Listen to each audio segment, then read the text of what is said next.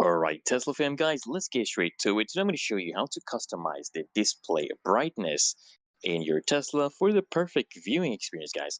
So first things first, guys, what you want to do is on your Tesla touchscreen, you just want to tap on the controls icon, which is located at the bottom corner of the screen. This will bring up the main controls menu.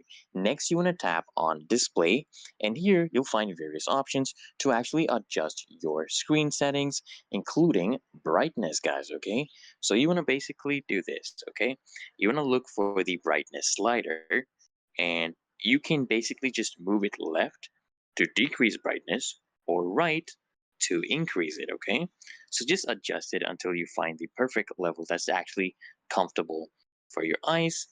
You can also set it to auto, which will adjust it to, it will based on the ambient lighting conditions and your brightness preference, it will adjust it automatically. And if you actually, guys, if you actually prefer a darker theme for nighttime driving, you can also enable night mode here. Just toggle the switch on to turn it on, and your screen will automatically adjust based on the time of the day, guys. And that's it, guys. So go ahead, hit that link in the description to upgrade your ride even further, guys. Make sure you subscribe to the channel so I can actually